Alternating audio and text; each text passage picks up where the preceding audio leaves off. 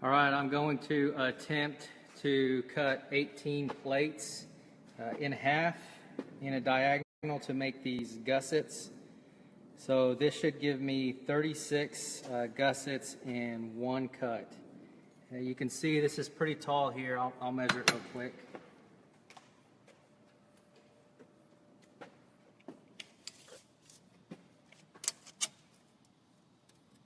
It's just under 5 inches tall, 18 quarter-inch plates, and they are 8 inches long. And it took me a while to get this dialed in. I have the leftovers right here. So all those are not completely even. I'll show you real quick. See, this one's off about a quarter-inch. So it took me about 4 or 5 attempts to get this perfectly straight and centered so I could make a perfect gusset. And how I secured this, because it's barely holding on to the vise there. Only maybe about 1 inch is holding on to the vise. And the bottom piece is pretty secure because I've got this stop right here, so it kind of holds it in place, but then above that there's nothing really keeping it from just popping out. So I'll show you the back end where I put this strong hand magnet, and it is magnetized to the bed of the bandsaw and all of these plates on the back end.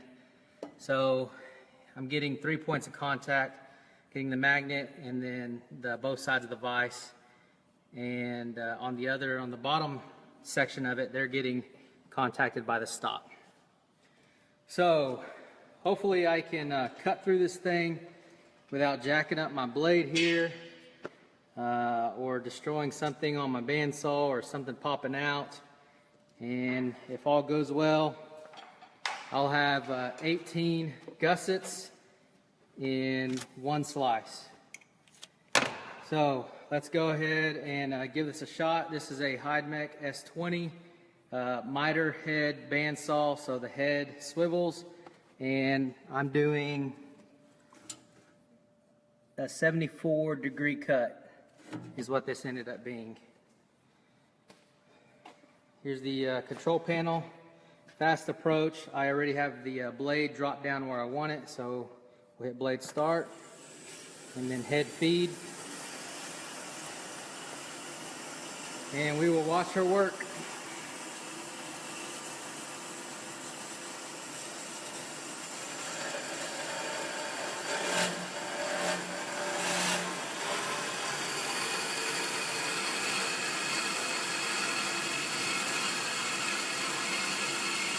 Hopefully it all goes okay. If something goes wrong, I'll probably have to jump offline here. But it should be good. I'm going pretty slow right now. Once I get the blade all the way inside of the metal, I'll go ahead and speed it up. The speed adjustment is right here on the feed rate.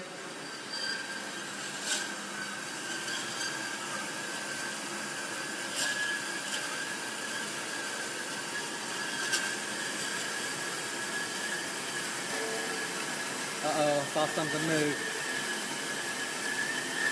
So I have an emergency stop right here, just in case I gotta stop it.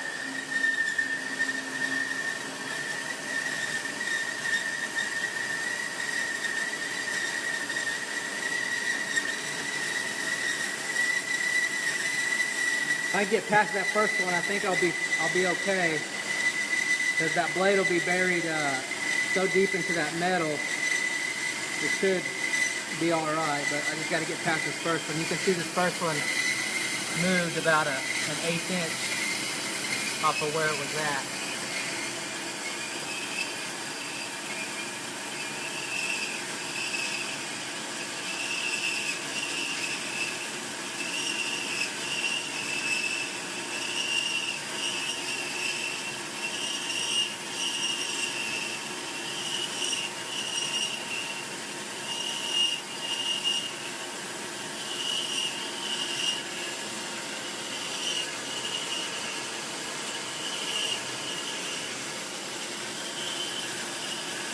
We're about halfway through the first plate now.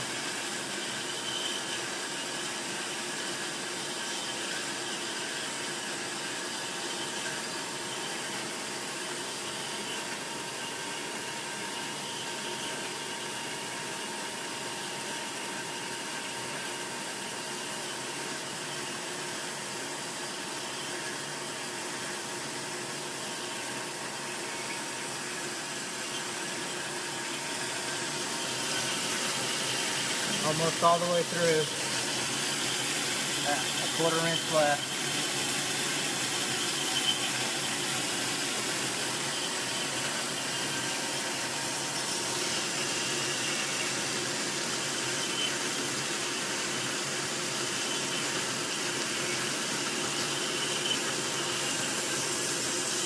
There's the top plate.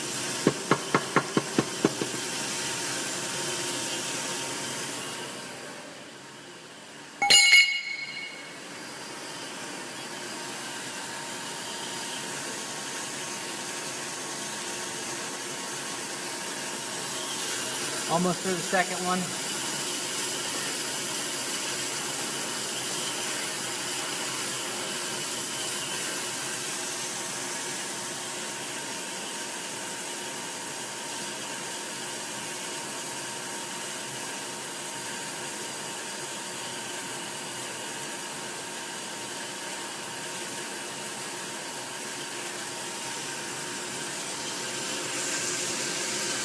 Second plate.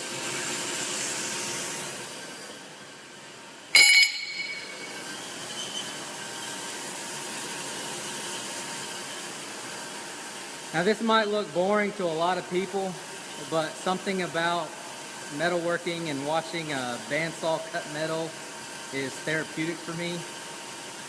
When I'm in the shop and I'm doing work like this, it just gives me a lot of time to clear my head and think and just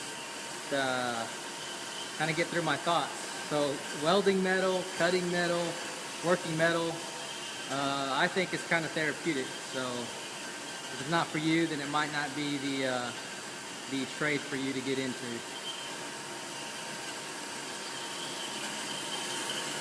Looks like we're through a couple more plates.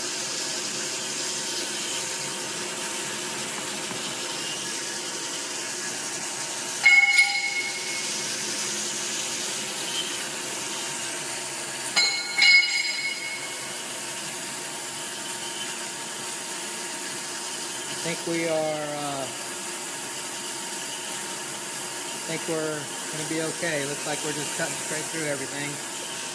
If you wonder what kind of coolant I use, I think it's over here. It's this Isol MB50. Locally I get it from KP Supply, but most of your machine shops will have it. And I really like it. It's good stuff. It lasts a long time. You dilute it with water, and it doesn't like stink or get bacteria or some coolants. If you leave them overnight or if you don't run them, they start growing bacteria, and they can stink like, I don't know, raw eggs or something like that. And they can also be very harmful for your skin. If you have bad coolant, when it gets bacteria and it gets on your skin, and there's no getting around it. When you work with metal and this kind of stuff, it's going to get on you. But this stuff really doesn't grow bacteria. It takes a lot for it to go bad or sour, like they say. And if it does go sour, then if you get it on your skin, you can get some type of a skin rash. It can be really bad. But that Isol stuff is really good stuff. It's not cheap though. But if you're not running like a full machine shop, that 5-gallon bucket lasts me like a year, so it's not too bad.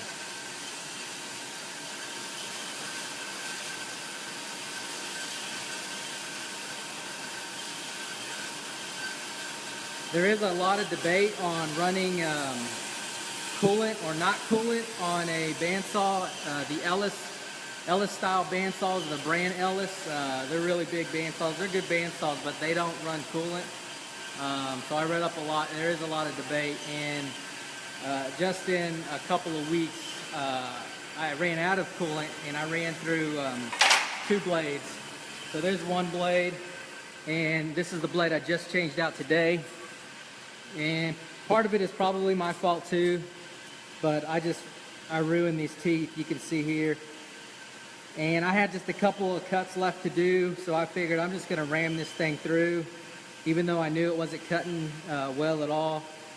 And it pretty much just fuses the metal together at that point. So this bandsaw is pretty much done.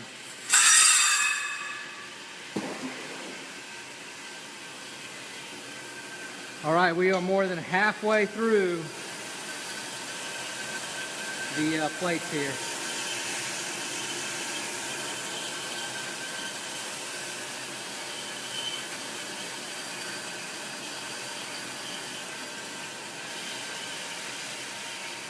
So this is, if you didn't know, this is my last week in the shop, and it is getting pretty bare. I might log on and do just a quick tour before I get out of here. But I've got to get the lathe out. I've got the drill press, the mill, this bandsaw, which is really awkward and it's really tough to pick up because there's no balancing point. There's also no hook. Eye bolt to bolt in, so it's just really awkward to pick up. And then my welder, and then this bridge crane, and that'll probably be the last thing because I'm using that to load everything on the trailer. So hopefully this is my last week here, and we'll start working on the new shop. This, well, it won't be my last cut. I was thinking this might be my last cut. But I do have a bunch of metal outside. These are going to be the legs of the shop, and I've got to cut those. I'm going to build 16-foot walls. So all those legs right there, and they're 3/16, so they're not light. They're pretty heavy. So if anybody wants a workout this weekend, hit me up. There's 12 of those, I think. Oh, it looks like it stopped. I don't think we're all the way through though. So those legs will be the last cut in the shop. I've been trying to prep everything. I've got all these pieces cut, and then the gussets, and that should be everything I need to start building the shop. So I don't think I got all the way through because I don't have the blade adjusted right. So right here is a kill switch or limit switch, so when this comes down far enough, it kills the bandsaw. So what I have to do is press the start, hold it, and then feed it again, and I should get all the way through.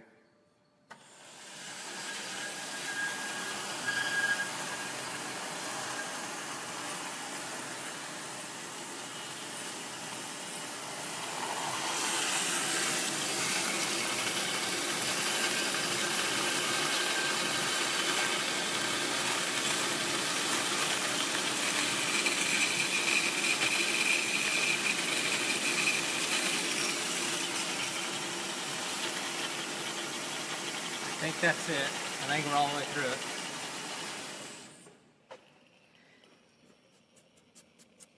So, let me unlock it here.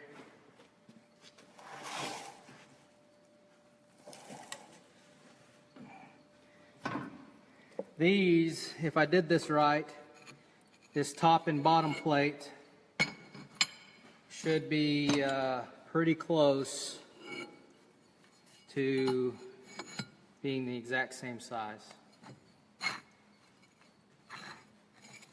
Let's see.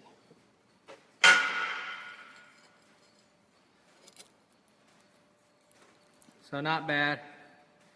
I'm off about maybe an 1/8 inch, but for 36 cuts, it's not too bad. I'm not a machinist, so this stuff doesn't have to be exactly perfect, and when they get welded up, nobody's going to be looking at my work and saying, hey, that's an 1/8 inch off. But these are going to be gussets for the legs, one on each side. Those legs are 4 inches of 4x4 square tubing, so they're going to sit in the center like that. I'm going to weld the bottom of the legs to the foundation, and then this will get welded to the mounting plate just to make it a little bit more sturdy and stronger, and I think it looks cool too. So that is it. My bandsaw did it. I love this bandsaw. I probably use it just as much as I use my welder, and it's one of the most useful tools I have in the shop. So, all right, thanks for joining me. I'll try and get some other videos up later on.